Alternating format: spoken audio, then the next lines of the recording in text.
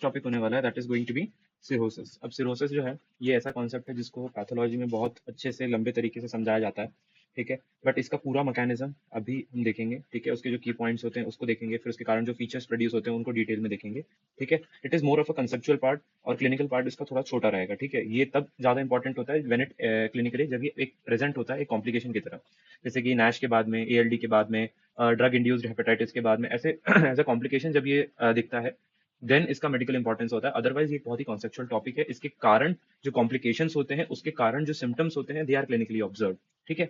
And they will determine whether the patient will survive और whether the patient will eventually die और something, ठीक है। तो यहाँ से थोड़ा सा कंसेप्चुअल पार्ट है, तो इसको बहुत ध्यान से देखना पड़ेगा अपने को। चालू करते हैं। सिरोसिस होता है, सिरोसिस के अंदर मेन 3 कंपोनेंट्स होते हैं, ठीक है। एक होता है सिरोसिस से मतलब हम क्या समझते हैं कि मेरा लिवर है, ठीक है। इसके अंदर ऐसे रिजेनरेटिव नोड्यूल्स टाइप बने हुए होते हैं, ठीक है। और बीच में क्या होता है, स्कार टिश्यू फॉर्मेशन रहता है, ठीक है। स्कार टिश्यू ऐसा प्रेजेंट होता है, ठीक है।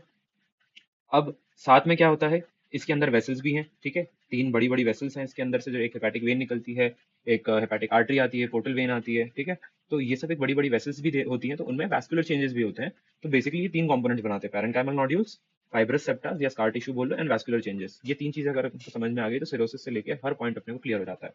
अब स्कार टिश्यू से मतलब क्या होता है हमारा, स्कार टिश्यू से मतलब होता है हमारा कोलाजन, ठीक है। अब कोलाजन जो होता है, कोलाजन कई टाइप्स के होते हैं, ठीक है।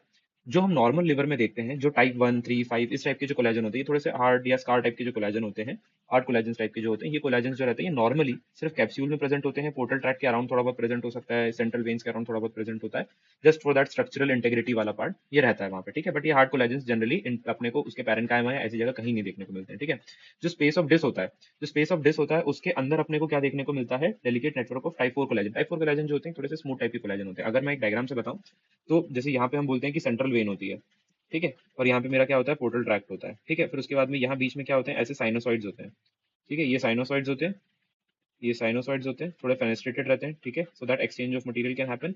यहाँ होते हैं हमारे हेपेटोसाइट्स, ये हमारे हेपेटोसाइट्स होते हैं, ठीक है। और ये जो बीच में जगह बचती है, ये जो जगह होती है, this is called as space of Disse, ठीक है। ये होती है स्पेस ऑफ डिस, ठीक है। और यहाँ पे क्या प्रेजेंट होते हैं, ऐसे स्टेलेट सेल्स भी प्रेजेंट होते हैं, ठीक है। ऐसे स्टेलेट सेल्स प्रेजेंट होते हैं, इनका काम होता है क्या, स्टोर करना, विटामिन ए स्टोर करना इन अ नॉर्मल लिवर, ठीक है। और यहाँ पे ऐसे तुम्हें कपफर सेल्स भी देखने को मिलते हैं, ऐसे थोड़े से, है ना, एंडोथेलियम के ऊपर, साइनोसाइड्स के ऊपर ऐसे चिपके हुए कपफर सेल्स देखने को मिलते हैं, जिनका they are basically liver macrophages, ठीक है। तो ये हो गया। तो स्पेस ऑफ डिस अपने को समझ में आ गया। वहाँ पे क्या रहता है, जनरली टाइप 4 कोलाजन प्रेजेंट होता है, स्टेलेट सेल्स होते हैं, वो विटामिन ए को स्टोर करते हैं। और 1, 3, 4 टाइप के हार्ड कोलाजन जो रहते हैं वो कैप्सूल्स में प्रेजेंट होते हैं, ट्रैक्स में प्रेजेंट होते हैं, सेंट्रल वेन के अराउंड प्रेजेंट होते हैं। अब मैंने क्या बताया कि जैसे नैश होता है, नैश हो गया, एल्कोहलिक लिवर डिसीज हो गया, या कोई ड्रग इंड्यूस्ड इंजरी हो गई, या ऑटो इम्यून इंजरी हो गई, इन सब के कारण बेसिकली क्या होता है, एक central idea that is called as hepatocyte damage. अभी जब हेपेटोसाइट्स डैमेज होते हैं, जो इंजर्ड हेपेटोसाइट्स होते हैं, अलॉन्ग विद जो एक्टिवेटेड कपफर सेल्स हैं, ठीक है, मतलब वहां पे कपफर सेल्स जो होते हैं वो एक्टिवेट हो जाते हैं, एक तरह से इन्फ्लेमेटरी कंडीशन प्रोड्यूस होती है उन सब चीजों के कारण, तो ठीक है। Kupffer cells activated and damage hepatocytes जो होते हैं, they will release some mediators, ठीक है। अब मीडिएटर्स आर बेसिकली वही कम्युनिकेशन करने के लिए कि एक के बाद में एक चीजें होती हैं। तो ये क्या करते हैं, ये रिएक्टिव ऑक्सीजन स्पीशीज को रिलीज करते हैं, इंटरल्यूकिन 1 वगैरह रिलीज करते हैं, various type of growth factors होते हैं, टीजीएफ वगैरह उस टाइप के ग्रोथ फैक्टर्स को रिलीज करते हैं, ठीक है। And it will ultimately act as a stimulus. अब ये जो स्टिमुलस होता है ये क्या करता है, स्टेलेट सेल्स को एक्टिवेट करता है। स्टेलेट सेल्स को एक्टिवेट करने का मतलब होता है कि जो नॉर्मल वो इस टाइप के सेल्स होते हैं, स्टेलेट सेल्स, उनको वो कन्वर्ट कर देता है ऐसे टाइप के मायोफाइब्रोब्लास्ट टाइप के सेल्स में। ये मायोफाइब्रोब्लास्ट जो रहते हैं, इनके पास में क्या प्रॉपर्टी रहती है, मायो मतलब होता है कॉन्ट्रैक्टाइल प्रॉपर्टी, एंड फाइब्रोब्लास्ट मतलब they will deposit fibrous tissue, scar tissue, ठीक है। तो they will start depositing fibrous tissue, scar tissue, ठीक है। एंड देयर मायो टाइप मतलब, क्योंकि क्या होता है, स्कार कॉन्ट्रैक्शन, स्कार की टेंडेंसी होती है कि स्कार कॉन्ट्रैक्ट भी करते हैं बेसिकली, उसलिए बस बोलते हैं उसको। तो जो स्टेलेट सेल्स होते हैं, they will get converted into the myofibroblast cells, ठीक है, once they get activated. And then वो जो रहेंगे वो फाइब्रोसिस कराएंगे, प्लस वो खुद भी ट्रांसमिटर्स रिलीज करते हैं, जैसे कि फैक्टर्स रिलीज करते हैं, जैसे कि टीजीएफ बीटा। टीजीएफ बीटा बहुत इंपॉर्टेंट फैक्टर होता है जो कि वो रिलीज करते हैं, जिससे वो खुद ही का प्रोलिफरेशन इंक्रीज करते हैं और एक्टिवेशन को इंक्रीज करते हैं। तो ओवरऑल क्या होता है, ये एक तरह से लूप बन जाता है। इसमें क्या हो रहा है, stellate cells are getting converted into the myofibroblast cells and they are causing more and more fibrous tissue deposition, ठीक है। अब जो फाइब्रस टिश्यू डिपोजिशन होता है ना, दिस इज नॉट मतलब this is not a one way method कि आपका लिवर था, उसमें इन्फ्लेमेशन हुआ, स्टेलेट सेल्स एक्टिवेट हुआ और बस फाइब्रस टिश्यू डिपॉजिट करता जाता है, ठीक है। ऐसा नहीं होता है, ऐसा तो पूरा लिवर पूरा फाइब्रस बन जाता बहुत जल्दी। फाइब्रोसिस जो होती है ना, it is a reversible process, मतलब रिवर्सिबल प्रोसेस रहती है initially, and it is a dynamic process. Dynamic process मतलब क्या होता है, दो चीजें प्रेजेंट होती हैं, एक होते हैं एमएमपीज और एक होते हैं टिश्यू इनहिबिटर्स ऑफ एमएमपीज। एमएमपीज मतलब होता है मेटालो प्रोटीनेजेस, ठीक है, मेम्ब्रेन मेटालो प्रोटीनेजेस उनका पूरा नाम होता है। इनका काम क्या रहता है पता है? इनका काम रहता है कि स्कार टिश्यूज पे प्रोटीनेजेज है तो they will break the scar tissue, ठीक है? They will break the scar tissue, और टिश्यू इनहिबिटर्स जो रहेंगे वो इनको इनहिबिट करेंगे ताकि ब्रेकेज ना हो। तो basically there is a balance between fibrous tissue को ब्रेक करना और फाइब्रस टिश्यू को ब्रेक होने से बचाना। इसी कारण क्या होता है ओवरऑल, फाइब्रस टिश्यू बनता है, टूटता है, बनता है, टूटता है, ओवरऑल जो लिवर होता है वो एक ऐसी स्टेट में पहुंचता है जहाँ पे एक फाइब्रस टिश्यू का अमाउंट, कुछ अमाउंट डिपॉजिट है, और बीच में ऐसे रीजनरेटिव नोड्यूल्स प्रेजेंट होते हैं। रीजनरेटिव नोड्यूल्स क्या प्रेजेंट होते हैं? जहाँ पे ब्लड सप्लाई बराबर होती है वहां पे जो रिमेनिंग हेपेटोसाइट्स होते हैं वो क्या करते हैं, वो they will multiply and they will form these big big nodules, because scar tissue के कारण उनके पास फैलने की जगह तो है नहीं, तो वो ऐसे रिस्ट्रिक्ट हो गए एक जगह पे। मान लो ये हेपेटोसाइट्स हैं कुछ और ये स्कार टिश्यू यहाँ पे रिस्ट्रिक्ट हो गए, तो ये यहीं पे प्रोलिफरेट हो के क्या बना लेंगे, ऐसे एक बड़ा सा नोड्यूल बना लेंगे। ऐसा मल्टीपल नोड्यूल्स अपने को देखने को मिलते हैं।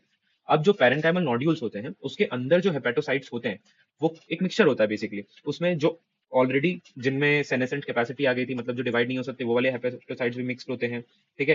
प्लस जो स्टेम सेल्स के थ्रू आए हुए होते हैं वो भी होते हैं। एक चीज सुनी होगी डक्टुलर रिएक्शन, ठीक है? क्योंकि स्टेम सेल्स जो होते हैं वो कैनाल ऑफ हेरिंग में प्रेजेंट होते हैं, और डक्टुलर रिएक्शन मतलब बेसिकली ये होता है कि they are common stem cells जो इधर की साइड जाएंगे, मतलब एक साइड जाएंगे तो वो बाइल डक्ट के सेल्स का फॉर्मेशन करते हैं, और एक साइड जाते हैं तो वो हेपेटोसाइट्स का फॉर्मेशन भी करते हैं। तो वो स्टेम सेल्स जिनके पास में रेप्लिकेटिव कैपेसिटी होती है, they will start dividing and they will differentiate themselves into hepatocytes, and वो hepatocytes and पुराने hepatocytes ये सब मिलके क्या करते हैं, बड़े बड़े पैरेंकाइमल नोड्यूल्स बनाते हैं, रीजनरेटिव नोड्यूल्स बनाते हैं, है ना? तो ओवरऑल जब हम सिरोटिक लिवर को देखते हैं एक सेक्शन में, तो हमने को क्या देखने को मिलता है, मल्टीपल नोड्यूल्स हैं, बीच में फाइब्रस सेप्टा है। This is the concept behind development of that, ठीक है? तो ये हमको समझ में आ गया।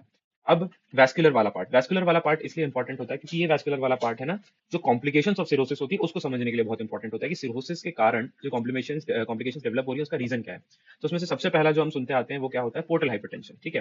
तो उसका रीजन क्या होता है, उसका रीजन एक पॉइंट बाय पॉइंट जब हम पोर्टल हाइपरटेंशन के बारे में बात करेंगे तब हम समझेंगे, बट यहाँ पे हम vascular changes of the liver को समझेंगे जिससे हमारा फर्दर कॉन्सेप्ट जो होता है वो इंप्रूव हो जाएगा, ठीक है? Loss of endothelial fenestration, endothelium में मैंने बताया था कि फेनेस्ट्रेशंस प्रेजेंट होती हैं ऐसे, so that exchange of material can happen. But यहाँ से अब चूंकि यहाँ पे स्पेस ऑफ डिस है और यहाँ पे क्या है, हमारे हेपेटोसाइट्स हैं, ठीक है? ये सब हमारी हेपेटोसाइट्स हैं, ये बीच में क्या है, ये स्पेस ऑफ डिस है, और यहाँ पे तुम्हारे एंडोथेलियल सेल्स है। यहाँ पे स्टेलेट सेल्स थे, इन्होंने फाइब्रस टिश्यू डिपॉजिट करना चालू कर दिया, तो यहाँ पे क्या करेंगे, ये फेनेस्ट्रेशंस को क्लोज ऑफ कर देंगे। क्लोज ऑफ होंगे तो एक्सचेंज मटेरियल नहीं हो पाएगा, प्लस एक ऐसी वेसल जिसके अंदर बीच में पहले छेद थे, अब उसको मैंने पतली बना दिया है और नैरो बना, मतलब वैसे नैरो बना दिया है, और उसके फेनेस्ट्रेशंस को क्लोज कर दिया है। तो वो एक high pressure fast flowing vessel में कन्वर्ट हो जाता है, जिसके कारण क्या होता है, एक तो सॉल्यूट्स वगैरह का मूवमेंट तो हो ही नहीं पा रहा है, ठीक है? वो तो होता ही है, प्लस एक हाई प्रेशर जनरेट होता है उन वेसल्स के अंदर, ठीक है?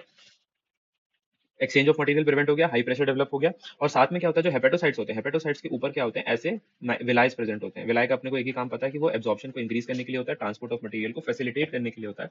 बट जब वो विलाइज भी लॉस हो जाते हैं because of this inflammation and damage and everything, उसके कारण क्या होता है, further exchange is affected. Exchange affected मतलब क्या होता है कि जो भी प्रोटीन्स हेपेटोसाइट्स बनाता था, ठीक है, वो अब साइनोसॉइड्स में रिलीज नहीं कर पाएगा। जो कोगुलेटिव फैक्टर्स होते हैं, जो अलग अलग प्लाज्मल फैक्टर्स होते हैं, जो ग्लोबुलिन्स वगैरह होते हैं, सबका अमाउंट इसलिए हम देखते हैं कि डिक्रीज होता जाता है, क्योंकि एक तो हेपेटोसाइट उनका सिंथेसिस नहीं कर पा रहे हैं, प्लस उसका सिक्रीशंस नहीं कर पा रही है, एक्सचेंजेस इफेक्ट हो गए, ठीक है? फिर क्या होता है, थ्रोम्बोसिस होता है, ठीक है? थ्रोम्बोसिस किसमें हो सकता है, पोर्टल वेन में हो सकता है, सेंट्रल वेन में हो सकता है। ओवरऑल क्या होता है, कुछ वेसल्स ब्लॉक हो जाती हैं, और ब्लॉक होने के कारण जो उनका ब्लड होता है वो दूसरी जगह डायरेक्ट हो जाएगा, ठीक है? तो areas of hypoperfusion and hyper perfusion develop होते हैं। जहाँ पे हाइपर परफ्यूजन होगा, जहाँ पे ब्लड सप्लाई बराबर रहेगी, ज्यादा रहेगी, वहां पे क्या रहेगा, एक्सेसिव प्रोलिफरेशन होगा, तो वो नोड्यूल फॉर्मेशन में कंट्रीब्यूट करेगा। एंड जहाँ पे हाइपो परफ्यूजन होगा वहां पे एट्रोफी एंड स्कार फॉर्मेशन को प्रमोट किया जाएगा, ठीक है? अब शंट्स डेवलप होते हैं। अब शंट्स के पीछे का लॉजिक अगर समझे कि बॉडी ने क्यों शंट्स बनाए होंगे, तो इसलिए बनाता है वो बेसिकली बिकॉज मैंने तुमको बताया कि ना ये वेसल में क्या हो रहा है, ब्लड इकट्ठा हो रहा है, plus it is creating a high pressure. तो वो कहीं ना कहीं प्रेशर को रिलीज करने के लिए, या फिर क्या बोलते हैं, एक लिवर को बाईपास करने के लिए, बिकॉज लिवर अब केपेबल नहीं है कि वो चीजों को प्रोसेस कर पाए, वो उनको डिटॉक्सिफाई कर पाए, जो भी है, ठीक है? तो उसके थ्रू ब्लड निकालने से कोई मतलब नहीं है, it is an inflammatory state. तो बॉडी क्या सोचती है कि मैं क्या करती हूँ, इसको बाईपास कर देती हूँ, ठीक है, ताकि ब्लड भी फ्लो होता रहेगा, और वो उसका एक नॉर्मल रिफ्लेक्स मैकेनिज्म टाइप रहता है। तो ऐसे क्या होते हैं, जो फैक्टर्स रिलीज होते हैं उसके कारण क्या होते हैं, वेरियस शंट फॉर्मेशन होते हैं, वेजोजेनिक फैक्टर्स रिलीज होते हैं, जिसके कारण क्या होते हैं, ऐसे कोलेटरल्स बनते हैं, शंट्स बनते हैं, and that shunts are formed between portal vein and hepatic artery, and portal vein and central vein. Basically ये दोनों एंड जो होते हैं, सेंट्रल वेन इधर की तरफ होता है, पोर्टल वेन हेपेटिक आर्टरी इधर की तरफ होती है। तो इसको कहीं ये डैमेज एरिया को बाईपास करने के लिए, या एक इससे लेके एक दूसरी आर्टरी इधर से बाईपास करने के लिए, तो ये सब वेरियस टाइप्स ऑफ शंट बनते हैं, ठीक है? पोर्टल वेन हेपेटिक आर्टरी के बीच में, पोर्टल वेन सेंट्रल वेन के बीच में, ठीक है? और इसके कारण अगेन क्या होता है, एबनॉर्मल वैस्कुलर प्रेशर होता है, ठीक है? वैस्कुलर प्रेशर जो होता है लिवर में वो एबनॉर्मल हो जाता है, नॉर्मल डिस्ट्रीब्यूशन के अंदर नहीं है भाई। आपने पोर्टो सिस्टम में एक तरह से शंट्स डेवलप करने लग रहे हो आप, प्रॉब्लम तो होंगी, है ना? तो overall this is the pathogenesis of cirrhosis, ठीक है। इस तो अपन क्या समझे, एक बिल्कुल शॉर्ट में अगर हम वापस देखें तो सिरोसिस में तीन चीजें होती हैं। एक होता है पैरेन्काइमल नोड्यूल्स वाला पार्ट, एक होता है स्कार फॉर्मेशन वाला पार्ट, एक होता है वैस्कुलर चेंजेस वाला पार्ट। नोड्यूल फॉर्मेशन क्यों होते हैं? बिकॉज जो रिजनरेटिव स्टेम सेल्स होते हैं वो एक्टिवेट हो जाते हैं, वो हेपेटोसाइट्स को मल्टीप्लाई कर करके, मतलब वो हेपेटोसाइट्स में डिफरेंशिएट होते हैं and they multiply and they form this big big nodules, ठीक है। जब उनके पास में वैस्कुलर सप्लाई एप्रोप्रिएट होता है तब, ठीक है। तो ये नोड्यूल्स बन गए। स्कार फॉर्मेशन कैसे होता है कि जो स्टेलेट सेल्स होते हैं वो एक्टिवेट हो जाते हैं, है ना। और स्टेलेट सेल्स के एक्टिवेट होने के बाद में क्या होता है, वो स्कार टिश्यू का डिपोजिशन करवाते हैं। और वैस्कुलर चेंजेस में अपन ने समझ लिया कि loss of fenestration in sinusoids along with shunts, ठीक है, जो डेवलप होते हैं, एंड थ्रोम्बोसिस के कारण जो alternating areas of hyper perfusion and hypoperfusion बनते हैं। This is the core concept behind cirrhosis, ठीक है। अब इसकी क्लिनिकल फीचर्स यहाँ से समझना हमारे लिए बहुत आसान हो जाता है, बिकॉज हमको कोर आइडिया है। पोर्टल हाइपरटेंशन के और थोड़े बहुत मैकेनिज्म्स होते हैं, मैं लूंगा बाद में। तो पोर्टल हाइपरटेंशन, लेकिन समझ में आ गया कि ओवरऑल पोर्टल वेन में प्रेशर इंक्रीज हो जाता होगा because of this vascular changes, ठीक है, जो मैंने अभी बताया। जॉन्डिस यहाँ पे सच नहीं होता है। Jaundice is more of an acute phenomena. Jaundice क्यों प्रोड्यूस होता है? बिकॉज जो बिलिरुबिन होता है वो एक्सेसिव अमाउंट में क्या होता है, हमारी सर्कुलेशन में आने लगता है, ठीक है। और वो बिलिरुबिन जो होता है that is getting deposited in the elastic tissues, like जो हमारा स्क्लेरा होता है, ठीक है। और फिर स्किन में डिपॉजिशन होता है एंड ऑल दैट। अब ये जो रिलीज होता है बिलिरुबिन का एकदम तेजी से, वो किसका फीचर होना चाहिए? मोस्टली एक्यूट हेपेटाइटिस का, जिसमें एक्सेसिव हेपेटोसाइट इंजरी हो रही है। इसमें क्लियर नहीं हो पा रही चीजें। सिरोसिस मैंने बताया again and again, I am like pressurising on that, it is a complication of those conditions, ठीक है। कॉम्प्लिकेशंस में क्या होता है कि तुम्हारे पास में जो एक्जिस्टिंग हेपेटोसाइट्स हैं, ठीक है, they are in a state of मतलब नोड्यूल्स बनाना, स्कार फॉर्मेशन। तो एज सच डिस्ट्रक्शन जो होता है ना उनका, वो प्राइमरी फैक्टर यहाँ पे नहीं है, डिस्ट्रक्शन हो चुका है। उसकी जगह जो स्कार फॉर्मेशन हो रहा है that is the primary problem in cirrhosis, ठीक है। तो यहाँ पे जॉन्डिस जो होता है वो हमको एज अ बड़ा फीचर देखने को नहीं मिलता। कभी कभार माइल्ड जॉन्डिस वगैरह हम देखते हैं, जॉन्डिस प्रेजेंट तो होता ही है एक डिसीज में, but it is not like you can say a very important या वेरी कॉमन फैक्टर है, ठीक है। जॉन्डिस हो सकता है, but jaundice is a more of an acute feature, ठीक है। असाइटिस जो होता है वो अगेन हम उसको डिटेल में देखेंगे, है ना, क्योंकि आपने को पता है कि हाइपोएल्बुमिनेमिया हो गया है, फिर उसके बाद में जो लिम्फेटिक फ्लो होता है वो अफेक्ट होता है, तो हम डिटेल में देखेंगे बाद में। हेपेटोमेगेली होती है। हेपेटोमेगेली में वही होता है कि जब हम एएलडी या नैश टाइप के कॉजेज के बारे में बात करते हैं, तो अर्ली चेंजेस क्या होता है, because they are becoming fat laden. Haemochromatosis में क्या होता है, they are having more and more iron deposition in them. तो उसमें क्या होता है, हेपेटोसाइट्स जो होते हैं वो फूल रहे हैं, और फूल रहे हैं तो क्या हो रही है, अर्ली स्टेजेस में क्या होगी, एनलार्ज रहेगा लिवर। लेकिन अगेन मैंने बताया, जब लेटर स्टेजेस ऑफ सिरोसिस में हम पहुंचते हैं तो क्या होता है, उसका साइज कम हो रहा है, because obviously scar tissue is getting deposited, hepatocytes have been already killed off. तो बस साइज छोटा हो जाएगा, पाल्पेबल नहीं रहता है जब सिरोसिस, प्रॉपर डेवलप्ड सिरोसिस की हम बात करते हैं तो, ठीक है। सर्कुलेटरी चेंजेस होते हैं। सर्कुलेटरी चेंजेस जो होते हैं उसमें अपने को दो चीजें समझनी होती है, एक स्पाइडर नेवी होता है और एक पामर एरिथमा होता है, ठीक है। पामर एरिथमा को समझना बहुत आसान है कि पेरिफेरल ब्लड फ्लो जो होता है वो इंक्रीज हो जाता है, तो जो हाथ होते हैं वो अपने को थोड़े से लाल लाल टाइप के दिखते हैं, जो थीनार हाइपोथीनार एमिनेंस होती है वहां अपने को लालपन दिखेगा। और स्पाइडर नेवी जो होता है वो बेसिकली कुछ नहीं होता है कि एक सेंट्रल आर्टीरियोल होता है जिसमें से ऐसे स्मॉल वेसल्स जो होती हैं वो रेडिएट हो रही होती हैं, और वो जब रेडिएट हो रही होती है तो हमको ये लगता है कि ये एक स्पाइडर के लिम्स जैसी अपीयर हो रही हैं, ठीक है। क्यों होता है ऐसा? Because of arteriolar changes. ये आर्टेरियोलर चेंजेस क्यों होते हैं? बिकॉज ऑफ हाइपो एस्ट्रोजनिज्म, ठीक है। एस्ट्रोजन का अमाउंट जो होता है सिरोसिस में इंक्रीज होता है। कैसे इंक्रीज होगा, बस एक सेकंड में बता रहा हूँ। नेकलेस एरियाज जो रहते हैं उसमें अपने को रहता है, ठीक है, जो भी एसवीसी जहाँ से ड्रेन करती है ना, वहाँ पे ये नेकलेस एरिया जो होता है वहाँ पे ये स्पाइडर नेवीज अपने को देखने को मिल सकते हैं, ठीक है। Strong indicator of liver disease होता है, ये इसका सिग्निफिकेंस होता है। तो सर्कुलेटरी चीजें हम समझ गए, that is spider navy and Palmer erythema. Endocrine changes एक होता है उसमें कि हाइपरग्लाइसीमिया होता है, ठीक है, बिकॉज जो लिवर होता है उसका काम क्या होता है कि ग्लाइकोजन में कन्वर्ट करना और स्टोर करना ग्लूकोज को, बट वही चीज है कि वो नहीं कर पाएगा। अगर ग्लाइकोजन में स्टोरेज नहीं कर पाएगा तो जो अमाउंट ऑफ ग्लूकोज है जो ब्लड में है वो बढ़ा रहेगा, तो उसके कारण क्या होती है, impaired glucose tolerance. Impaired glucose tolerance मतलब आपने ग्लूकोज दिया एंड बहुत लंबे, मतलब जो ग्लूकोज का अमाउंट ब्लड में है वो काफी ज्यादा है एज कम्पेयर टू जो नॉर्मली होना चाहिए, क्योंकि उसको लेके इंटॉलरेंस क्रिएट हो गई। क्यों हो गई? Because liver is getting damage, वो उसको ग्लाइकोजन में कन्वर्ट नहीं कर पा रहा है। हाइपर एस्ट्रोजनिज्म इसलिए होता है बिकॉज एंड्रोस्टिनोडियोन करके एक वो होता है, प्रिकर्सर होता है जो कि एस्ट्रोजन को बनाने के लिए लगता है। अब इसका क्लियरेंस जो होता है वो कम हो जाता है, ठीक है, लिवर में से, because again liver is damage. तो उसके कारण क्या होता है, ये जो एंड्रोस्टिनोडियन होता है इसका यूज करती है बॉडी पेरिफेरली एस्ट्रोजन में कन्वर्ट करने के लिए, और जैसे ही एस्ट्रोजन बढ़ता है वैसे ही अपने को डिफरेंट फीचर्स देखने को मिलते हैं।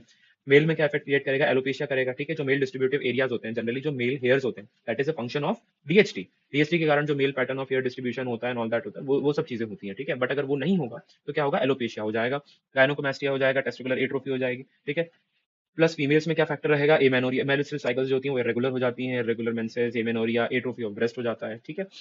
साथ में अपने को दूसरे फीचर्स देखने को मिलते हैं, वो फ्लैपिंग ट्रेमर। फ्लैपिंग ट्रेमर जो होता है ना, बेसिकली तब होता है जब आपका जॉइंट प्रोप्रायोसेप्शंस अफेक्टेड होते हैं, ठीक है, और जो हमारे रोस्टल रेटिकुलर फॉर्मेशन होता है ना वो अफेक्ट हो जाता है, जिसके कारण जो पॉस्चरल अपने को आइडियाज रहते हैं वो इफेक्ट हो जाते हैं बेसिकली। उस कारण से फ्लैपिंग ट्रेमर्स होते हैं, that happens usually in the pre coma state, ठीक है। इसके पीछे का और डिटेल रीजन हम देखेंगे जब हम हेपेटिक एन्सेफेलोपैथी के बारे में बात करेंगे। जनरलाइज्ड स्किन हाइपर पिगमेंटेशन होता है, जनरली मेलानिन डिपोजिशन जो होता है वो नोटिस किया गया कि इंक्रीज होता है, जिसके कारण से हाइपर पिगमेंटेशन होता है। डिप्यूटेंस कॉन्ट्रैक्शन मतलब क्या होता है कि जो पार्मर एपोन्यूरोसिस होती है उसका फाइब्रोसिस हो जाता है। फाइब्रोसिस होने के कारण क्या होता है, फ्लेक्सर कॉन्ट्रैक्शन बन जाते हैं, जिसके कारण क्या होता है जो लिटिल फिंगर और रिंग फिंगर होती है दे आर मतलब pulled towards the they are मतलब they are basically flexed, kind of flexed position में उनको पुल्ड कर दिया जाता है, दैट इज डिप्यूटेंस कॉन्ट्रैक्शन। ठीक है। फिर उसके बाद में जब पल्मोनरी आर्टरीज के अंदर वीनस शंट्स बनते हैं तो क्या होता है, वीनस जब शंट्स बनते हैं तो वेंट्रिकुलर परफ्यूजन मिसमैच हो पाता है। ठीक है। अगर ये मिसमैच हो जाता है तो उसके कारण वही होता है हाइपोक्सेमिया, साइनोसिस और ये सब चीजें, क्लबिंग, ये सब चीजें डेवलप होती हैं। और ऑटोनॉमिक डिस्फंक्शन होने के कारण क्या होता है, ग्लैंड एनलार्जमेंट भी देखने को मिलता है। ठीक है।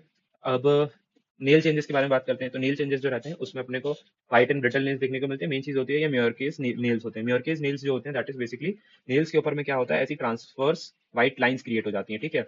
अब इस पे जब हम नेल्स को दबाते हैं तो ये लाइट लाइंस जो रहती हैं चले जाती हैं, बट ये लाइंस जो होती हैं ग्रोथ के साथ में मूव नहीं करती हैं। ठीक है। ऐसा नहीं है कि आप जैसे जैसे नील ग्रो होता है नील ऊपर की तरफ मूव करता है, बट ये लाइंस उसी पोजीशन पे रहती हैं, they do not change with increase in length of nail. ठीक है।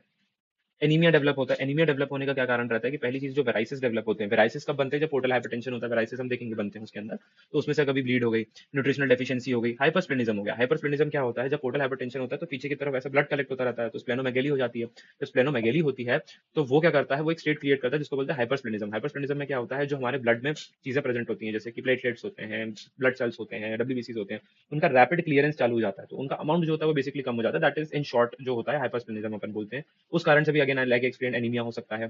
अल्कोहल एक ऐसी चीज है जो बोन मैरो सप्रेशन कराता है, इसको हम हेमाटोलॉजी में जब डिस्कस करेंगे तब इसको हम और अच्छे से इफेक्ट को स्टडी करेंगे कि अल्कोहल के कारण ओवरऑल क्या प्रॉब्लम्स हुई थी वहां पे भी। बट ओवरऑल अभी यहाँ समझने के लिए हम बोल सकते हैं कि मैरो सप्रेशन कराता है, इमोलाइसिस कराता है। जीव सिंड्रोम हम तब बोलते हैं जब अल्कोहल इंड्यूस्ड हेमोलाइटिक एनीमिया होता है along with hypercholesterolaemia. Congestive splenomegaly long standing cases में मैंने बताया, कंजेस्टिव मतलब भाई जो ब्लड की कंजेशन से होती है, बिकॉज लिवर के थ्रू ब्लड फ्लो नहीं कर रहा है तो पीछे की तरफ ब्लड इकट्ठा होगा और इकट्ठा होते होते स्प्लीनोमेगेली करा देगा। अब इन क्लिनिकल फीचर्स को समझने के लिए एक ट्रिक है, ज्यादा एकदम बहुत इफेक्टिव ट्रिक नहीं है ना, सब अपने हिसाब से ट्रिक बना सकते हैं बट एक हेल्प कर सकती है।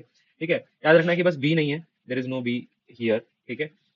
A C D E F G H ऐसे करके अपन ने बनाया और आखिरी में जे एम एन लिख दिया है। ठीक है। बस एक तरीका है फालतू सा याद करने के लिए, लेकिन एनीमिया होता है, एसाइटिस होता है। ठीक है। एनीमिया का मैंने रीजन बता दिया अभी के बाद में। 3 C's होते हैं। 3 C's मतलब क्या होता है, क्लबिंग, साइनोसिस, ये सब चीजें होती है बिकॉज ऑफ द जो पल्मोनरी शंट्स बन जाते हैं उनके कारण से होती है। ठीक है। हाइपोक्सीमिया जो डेवलप होता है उस कारण से ये सब चीजें होती है। सर्कुलेटरी चेंजेस हमने देख लिया, स्पाइडरनेविया एंड पार्मर एरिथमा होता है। ठीक है। ड्यूप्यूटेंस कॉन्ट्रैक्शन हमने देख लिया। एंडोक्राइनल चेंजेस अपन ने देख लिया। दो सबसे इंपॉर्टेंट क्या हमने देखे, एक हाइपरग्लाइसीमिया होता है या इंपेयर्ड ग्लूकोज इंटॉलरेंस होता है, साथ में क्या होता है हाइपर एस्ट्रोजेनिक स्टेट क्रिएट होता है। ठीक है। एप्स अपन ने फ्लैपिंग ट्रेमर्स देख लिए जिसको हम एस्टरेक्सिस भी बोलते हैं, जो कि प्री कोमा स्टेट में देखने को मिलते हैं। ग्लैंड एनलार्जमेंट देखा कि पैरोटिड एंड लैक्राइमल ग्लैंड का एनलार्जमेंट हो जाता है। इंक्रीज मेलानिन डिपोजिशन के कारण हाइपर पिगमेंटेशन हो जाता है। Jaundice is not an important feature here, not a common feature here, but it can be seen. Megalies होती है, स्प्लेनोमेगेली, कंजेस्टिव स्प्लेनोमेगेली होती है, हेपेटोमेगेली अर्ली स्टेजेस में होती है, बाद में क्या होता है श्रंकन लिवर होता है एंड नेल चेंजेस देते हैं जिसमें अपने को म्योकर्स नेल्स अपने को देखने को मिलते हैं। ठीक है। जो कि बेसिकली एक व्हाइट लाइन होती है, ट्रांसवर्स व्हाइट लाइंस होती हैं जो प्रेशर अप्लाई करने पर डिसअपियर हो जाती हैं और नेल की ग्रोथ के साथ में मूव नहीं करती हैं। ठीक है। This was in short about the cirrhosis. This is part 1 video. Second part में हम बात करेंगे जो कॉम्प्लिकेशंस डेवलप होते हैं extra hepatic and intra hepatic.